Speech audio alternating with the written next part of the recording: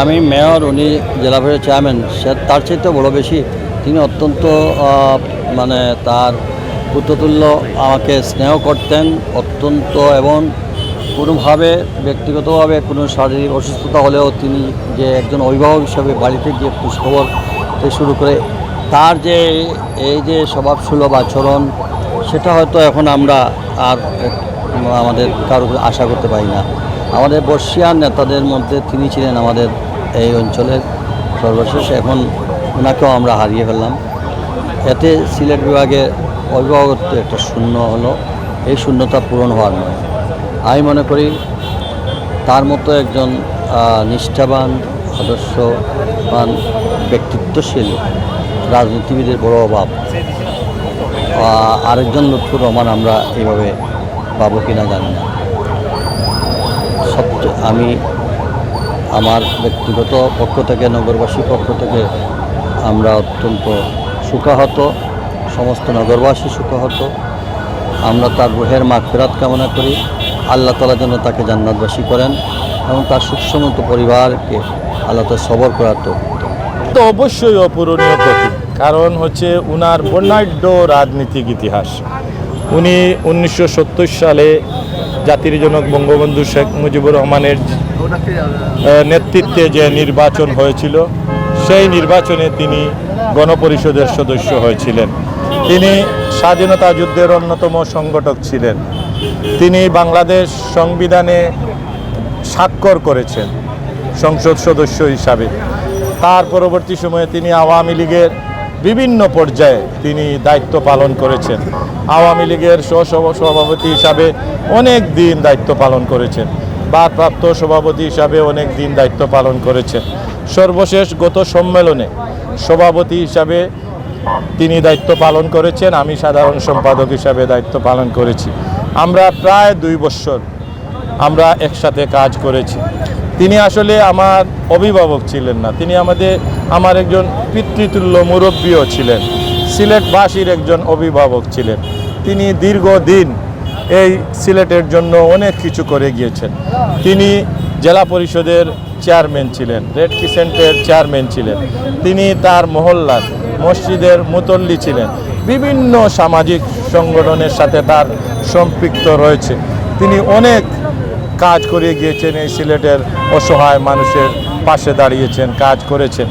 আমি মনে করি এই সকল নেতৃবৃন্দরা আমাদের মাঝ থেকে এভাবে চলে যাওয়ায় আমরা আসলে আওয়ামী লীগ পরিবার মধ্যে একটি শূন্যতা বিরাজ করবে এবং সিলেটবাসীও একজন অভিভাবকের শূন্যতা মনে করবে।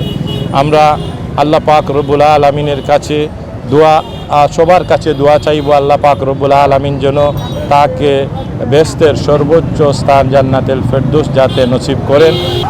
আমরা আল্লাহ রাব্বুল আলামিনের কাছে প্রার্থনা করি, আল্লাহ রাব্বুল আলামিন যেন সর্বকালের সর্বশ্রেষ্ঠ বাঙালি জাতির জনক বঙ্গবন্ধুর একনিষ্ঠ কর্মী, জেলা আওয়ামী লীগের সভাপতি, জেলা পরিষদের সম্মানিত চেয়ারম্যান, সাবেক গণপরিষদ সদস্য জনাব লুৎফুর রহমান সাহেবকে আল্লাহ রাব্বুল আলামিন বেহেশতের সর্বোচ্চ স্থান দান করেন এবং আমরা ওনার শোক সন্তপ্ত পরিবারের প্রতি গভীর সমবেদনা জ্ঞাপন করতেছি এবং আমরা ওনার শূন্যস্থান পূরণ হবে না। উনি আওয়ামী পরিবারের একজন উজ্জ্বল নক্ষত্র ছিলেন।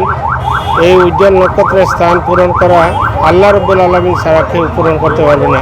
আমাদের প্রয়াত নেতা সিলেট জেলা আওয়ামী লীগের সভাপতি অ্যাডভোকেট লুৎফুর রহমানের মৃত্যুতে যে শূন্যতা বিরাজ করছে সিলেটের রাজনৈতিক অঙ্গনে, তা খুব সহজে আমরা পূরণ করতে পারবো না। এই ক্ষণজন্মা পুরুষ, তিনি বয়স 30 ঊর্ধ্ব পেরোনোর আগেই জাতির জনক বঙ্গবন্ধু শেখ মুজিবুর রহমানের সান্নিধ্যে তিনি এসেছিলেন এবং তার স্নেহধন্য হিসেবে তিনি 70-এর ঐতিহাসিক নির্বাচনে সিলেট 2 আসন থেকে প্রাদেশিক পরিষদের সদস্য নির্বাচিত হয়েছিলেন এবং বাংলাদেশের সর্বপ্রথম হস্তলিখিত যে সংবিধান, সেই সংবিধানে গৌরবোজ্জ্বল অধ্যায়ের সাথে তিনি সম্পৃক্ত, তিনি তার স্বাক্ষর সেখানে রয়েছে। তো ইতিহাসের বাঁকে বাঁকে গণতান্ত্রিক সকল আন্দোলন সংগ্রামের ধারাবাহিকতা এই অশীতিপর বয়সে এসেও তিনি সম্মানিত হয়েছিলেন। জাতির জনকের কন্যা, আজকের বাংলাদেশের সকল রাষ্ট্রনায়ক, বাংলাদেশ আওয়ামী লীগের সভাপতি জননেত্রী শেখ হাসিনা তাকে 2019 সালের সিলেট জেলা আওয়ামী লীগের সম্মেলনে তাকে সভাপতি নির্বাচিত করা হয়েছিল। তার আগে তিনি জেলা পরিষদের চেয়ারম্যান নির্বাচিত হয়েছিলেন। জীবনের সকল সম্মান, সকল মর্যাদা তিনি ভোগ করেছিলেন এবং তিনিও মৃত্যু অবধি মানুষের পাশাপাশি ছিলেন। যেই মাদ্রাসা মাঠের সম্মেলনে তাকে সভাপতি নির্বাচিত করা হয়েছিল, আজকে জীবনের শেষ বিদায়ের লগ্নে সেই মাদ্রাসা মাঠেই হাজারো মানুষের বিলাপের মধ্য দিয়ে, হাজারো মানুষের জানাজায় অংশগ্রহণের মধ্য দিয়ে তাকে আমরা সমাহিত করলাম হযরত মালিক পীর রহমতুল্লাহির প্রস্থানে। জাতির জনকের গড়া সংগঠন বাংলাদেশ আওয়ামী লীগের একজন বর্ষিয়ান নেতা। আমি ওনার আত্মার মাগফিরাত কামনা করছি, কারণ যেই নেতা এই তৎকালীন পাকিস্তান আমল থেকে আন্দোলন সংগ্রাম করে আমাদের এই পর্যায়ে এসেছিলেন, জননেত্রী শেখ হাসিনা ওনাকে কোনো দিন বলেন নাই এবং আজকে ওনাকে জেলা পরিষদের চেয়ারম্যান বানিয়েছেন, তারপরে জেলা আওয়ামী লীগের সভাপতি বানিয়েছেন। কারণ দক্ষ ব্যক্তিত্ব, আওয়ামী লীগের যে সারমর্ম ইতিহাস উনি যেরকম জানবে, এখনকার যে প্রজন্ম তারা সব জানে না। যদি লেখাপড়া করে বই পড়ে তাহলে জানতে পারবে, কিন্তু উনি সরাসরি।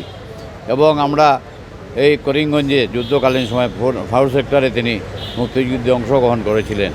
এই বর্ষিয়ান নেতা আমাদের মধ্যে থেকে চলে গেছেন। আমাদের সিলেটের প্রায় নেতা আমরা শূন্য হয়ে গেছে। এখন আমাদের খুব সমস্যা, কারণ গার্জিয়ান বলতে আমাদের আর কেউ রয়ে নাই। সেই জন্য আমরা আজকে ওনার জন্য দোয়া করি এবং জননেত্রী শেখ হাসিনা খুব দুঃখ প্রকাশ করেছেন আমাদের অ্যাডভোকেট লুৎফুর রহমান সাহেবের জন্য।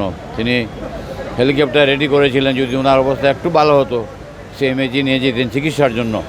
তিনি সেই চেষ্টাটুকু করেছিলেন। ডাক্তাররা বলেছে এখানে আমরা সম্ভব হবে না, ওনাকে নেওয়ার দোয়া করেন।